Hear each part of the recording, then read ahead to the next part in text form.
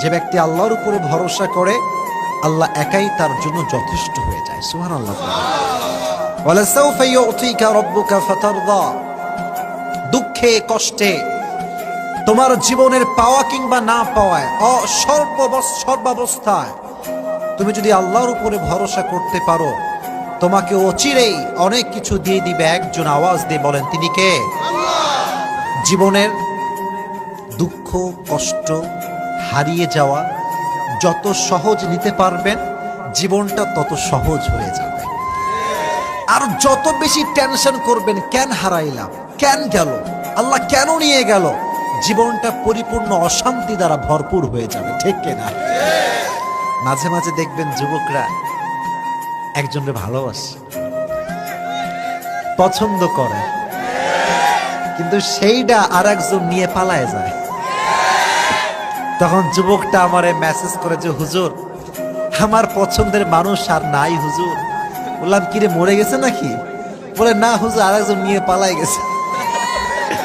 তো যুবক শোনো, লাইফ থেকে যখন তোমার কেউ হারিয়ে যাবে, কেউ তোমাকে ছেড়ে যখন চলে যাবে, মনে রাখবা সে তোমার জন্য ছিলই না।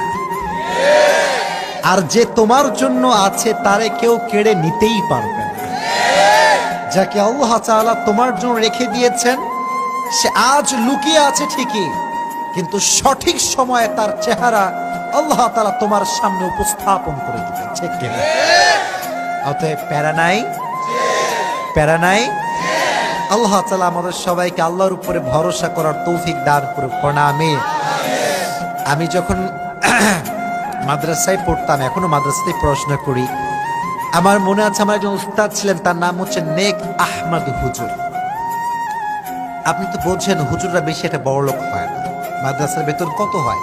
7,000, 10,000, আচ্ছা অ্যাভারেজ 15,000, এর বেশি কিন্তু সাধারণত হয়। হুজুর পুরো জীবনের সমস্ত অর্থ একটা জায়গা জমিয়েছিল, মোট হয়েছিল 7 লাখ টাকা। কুমিল্লার ভাইরা কয় লাখ টাকা? 7 লাখ, মানে হুজুরের কাছে 7 কোটি টাকা। ঠিক না? হঠাৎ করে এই 7 লাখ টাকাই মাই, 1 টাকাও আর নাই। আমি জানতে পেরেছি আগের দিন যে হুজুরের 7 লাখ টাকা মার হয়ে গেছে, নিশ্চিত কালকে ক্লাস আর হবে না। আমি খুব খুশি যে হুজুরের তো ক্লাস আজ কালকে আর হবে। ওমা, তারপর দিন ক্লাসে যাব কি তার আগে হুজুর ঘরে বসে আছে। হুজুর আপনার 7 লাখ টাকা মায়ের, আপনি ক্লাসে মানে? হুজুর বলল, বাবা আজ আছে কাল নাই, টাকাও আজ আছে কাল নাই। তার মানে হুজুর আমাকে বোঝাইলেন কি হয়েছে, গেছে তো, এর চাইতে অধিক আমাকে দেওয়ার ফয়সালা করবেন একজন, তিনি কে?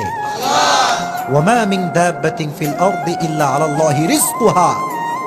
জমিনের প্রত্যেকটা মাখলুকের রিজিকের দায়িত্ব নিয়েছে একজন। আওয়াজ দিয়ে বলেন, তিনি কে? আল্লাহ।